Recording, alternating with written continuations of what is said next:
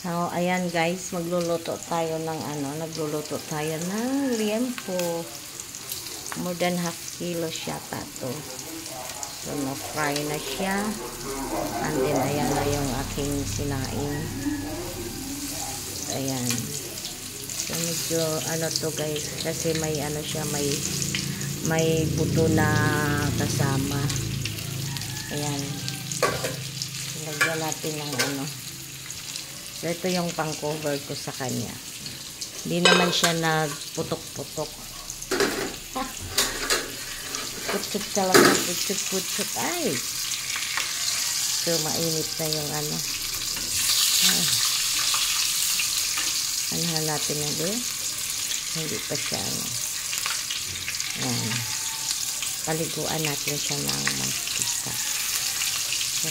Buti na lang guys, hindi nagtalsik or else ang dami kong mga paso ba.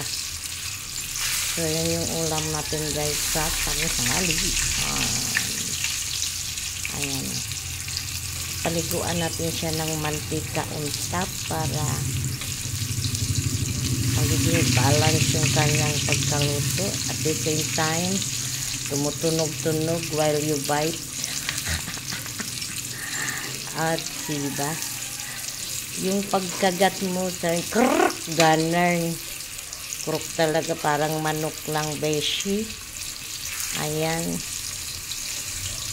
So, hindi ko to siya guys yung pinakuluan ng water kasi yung iba pakukuluan nila yun. Bango niya.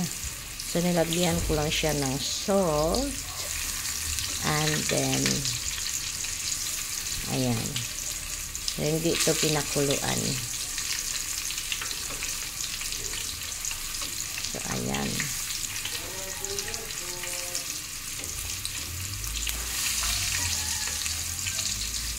Sinubukan kong ibaliktad kanina, guys. Oh my mama. Nangatapon yung yung mantika dun. Ay, tumalisig. Wala pa naman akong Okay, tabang mga lang. So, ayan na yung niya guys. Tsura niya. So, iganyan muna natin siya.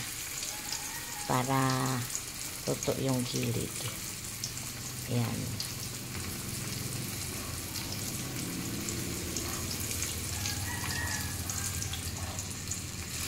Yan. Tapos sa kabila naman. Patindugon natin siya. Patindugon. Yan. Kasi konti lang yung mantika ko. So, hindi siya nakalubog sa mantika. Kaya, ganito ginagawa ko. So, tiis-tiis para makakain ng lami ganun.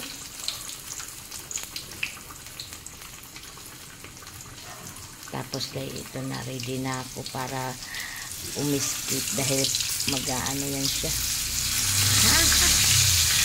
Ay, ayan na. So, alis ka dyan, day. Alis ka dyan. Baka umano siya. Tumalsik. So, off na natin yung sa rice. Moink. Ayan. Ay, hindi siya tumalsik. Nilagyan ko lang to ng salt. Hindi siya tumalsik. Sana crunchy. Para pag bites, yum. Ayan. So, hope you're okay na. Wow! Lami ba, lami?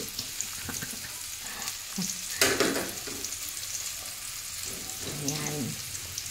So, hina lang yung hinaan natin yung apoy. Ayan. Para hindi siya masunog. Diyan, tararan. Kulo.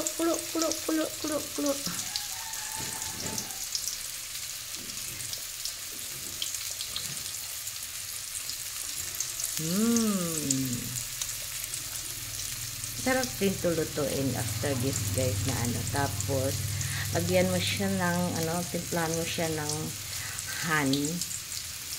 Ayan. So, parang siyang barbecue, ganun. So, i-ano lang siya.